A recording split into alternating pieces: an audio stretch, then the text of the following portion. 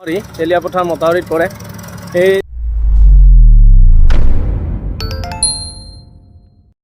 Hello' friends, আজিৰ নতুন এটা ভিডিঅ'লৈ সকলোকে স্বাগতম জনাইছোঁ। এতিয়া আহিন মাহ আহিলেই নহয়, আহিন মাহ আহি মাজত পালেহি। এতিয়া পূজা আহিলেই।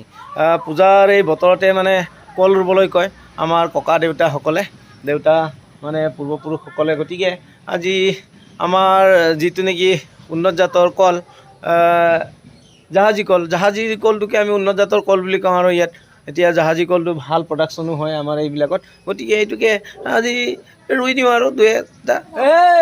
এইটো কিমান দীঘল জাহাজী কল চাওকচোন। এই জাহাজী কল খালে হয় বোলে গাত হাতীৰমান বল।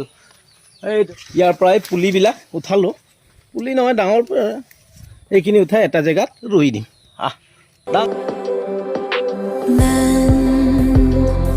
My intentions, I let you turn me violet instead.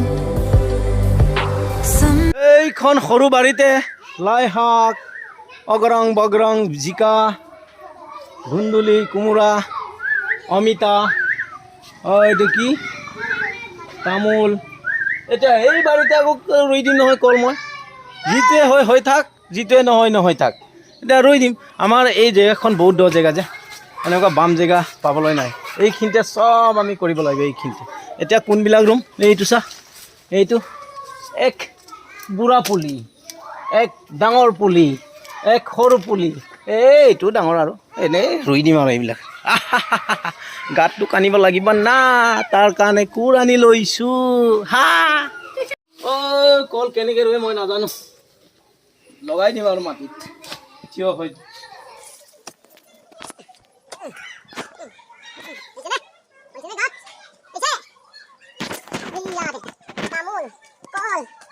বা কলেই হওক, অন্যান্য গছ গছনি ৰুওঁতে কি কৰিব লাগে, এই গুৰিটো সম্পূৰ্ণভাৱে টাইট কৰি দিব লাগে। এইটো এনেকৈ, তেতিয়া কি হয় গছটো নমৰে। এনেকৈ টাইট কৰিলে মানে এনেকৈ লৰাই দিলেও, এনেকৈ লৰাই দিলেও কি হয়, বতাহত লৰাই দিলেও এই তলডোখৰ নলৰে, মূঢ়াবিলাক নলৰে। তেতিয়া কি হয়, গছটো জি উঠে।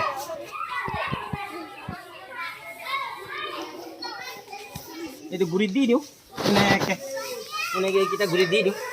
এই জাবৰবিলাক, জাবৰ নাইকিয়া নিচিনাকৈ এনেকৈ কৰি দিলোঁ, সোমাই দিলোঁ, হৈ গ'ল বাছ, ইমানেই। I met you in August, New York, back to my cold apartment. Distance sucks, but at least I'm still with you. White out skies, middle November, you and I, flights to wherever, I don't mind. Hello' friends, এতিয়া গা পা ধুই হাজৰি ভাত পানী খালোঁ। ভাত পানী খাই এতিয়া মানে আমাৰ এই তেলীয়া পথাৰ, আমাৰ লখিমপুৰৰ তেলীয়া পথাৰ, আমাৰ এইখিনি অঞ্চলত যিমান বানপানী হৈ, এই তাত যিটো মথাউৰি এটা আছে, এই মথাউৰিখনে সেই বানপানীটোত মানে প্ৰটেকশ্যন দি থাকে। এই প্ৰটেকশ্যন দি থকা এই মথাউৰিখন এতিয়া গৰাই কষাই ছিন্ন বিচ্ছিন্ন কৰিলে। তালৈ আমাৰ মাননীয় জলসম্পদ মন্ত্ৰী পীয়ুষ হাজৰিকা ছাৰ আহিব বুলি কৈছে। তালৈকে এপাক যাওঁ। তাক পাম নে নাপাওঁ আৰু, ৰাতিপুৱা 9টা বজাত যোৱা কথা আছিলে, এতিয়াতো 10টা বাজিলেই। তথাপিতো তাত তাৰ পৰিস্থিতিকে আপোনালোকক দেখুৱাম, চাওঁ আহক আপোনালোকো। এতিয়া চলো তেলীয়া পথাৰ। এইবিলাকে কেনেকুৱা ধৰণৰ মচাঙেকে বনাইছোঁ, চাদৰ মেখেলা, ইমান ধুনীয়া ধুনীয়া চাদৰ মেখেলা বনাইছে। কিন্তু ভিডিঅ'ত ওলাবলৈ মানে লাজ লাগিছে, লুকাইছে। এইফালে মোক কৰি আছে, চাওক এইখন চাওকচোন কেনেকে বনাইছে, ইমান ধুনীয়াকে বনালে। এইটো কি গামিক বুলি কয়? এইটো পাকচাং গামিক না, মচাং ময়াব বুলি কয় মিচিংত।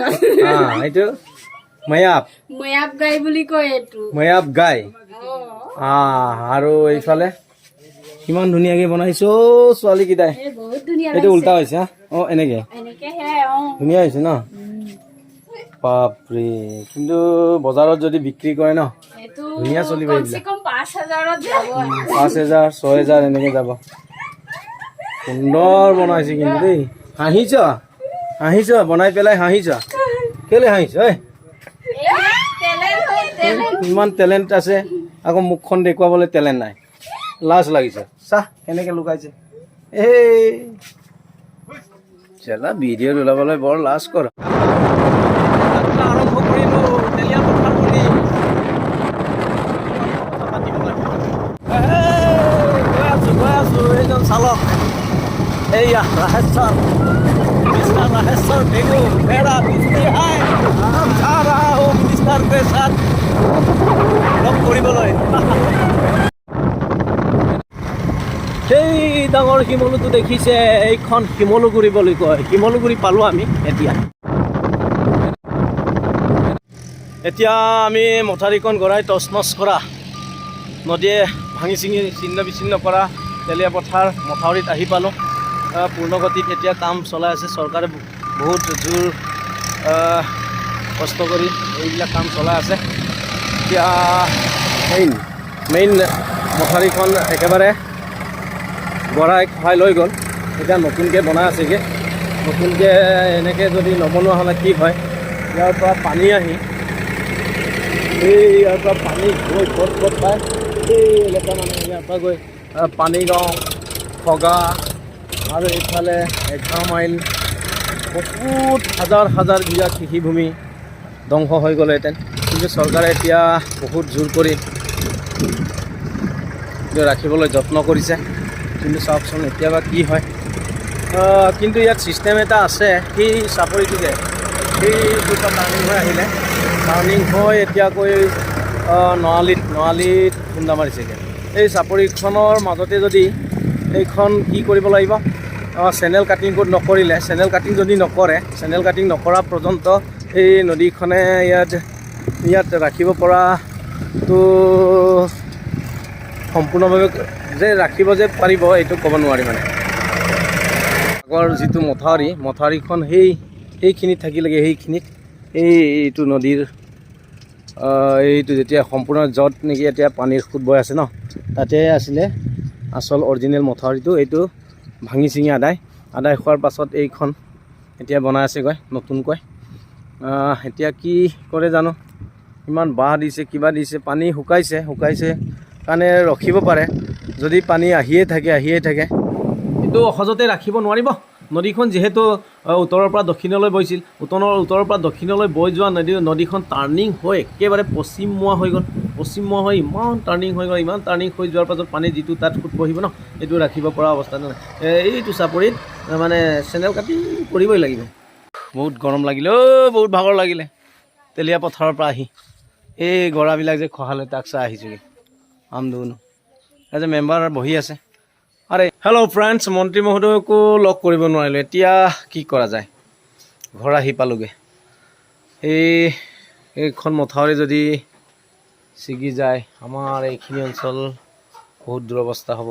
কিন্তু চৰকাৰে যেন গুৰুত্ব দিয়ে, আৰু গুৰুত্ব দি যেনেকৈ কামটো কৰিলে বিভাগীয় কৰ্তৃপক্ষই একচুৱেলি বিজ্ঞানসন্মতভাৱে কেনেকুৱা ধৰণে এইবিলাক গৰাখহনীয়া প্ৰতিৰোধ কৰিলে ভাল হয়, তাক চিন্তা কৰি কামবিলাক কৰিলে হয়। কিন্তু তাকে নকৰি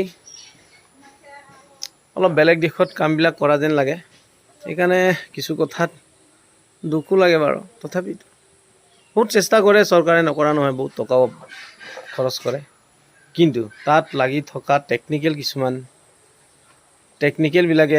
টেকনিকেলত ভুল কুটি কিছুমান থকা যেন লাগে।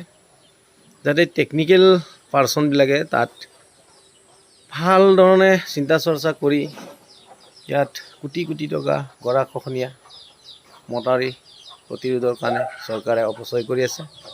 এইবিলাক যদি ভাল দিশত ভাল চিন্তা কৰি যদি খৰচ কৰে, তেতিয়া অসমৰ পৰা গৰাখহনীয়া মুক্ত হ'ব। নদীখন যি ধৰণে টাৰ্ণিং হৈছে, এই ধৰণে যদি চিন্তা চৰ্চা কৰি ক'ত কেনেকৈ কি কৰিলে, ধৰক চেনেল কাটিং কৰিবলগীয়া থাকিলে চেনেল কাটিং কৰিব লাগে। বাকী বেকাকৈ নদীখন অহাৰ পাছত তাক প্ৰতিৰোধ কৰিবলৈ জামালা হয় বুলি, জটিল হয় বুলি সকলোৱে জানে। অলপ ভাবি চিন্তি কৰে। প্লিজ ফ্ৰেণ্ডছ, মোৰ চেনেলটো আপোনালোকে ছাবস্ক্ৰাইব কৰিব আৰু কমেণ্ট কৰিব, তেতিয়া ভাল লাগিব আৰু ভিডিঅ' বনাই। বাই।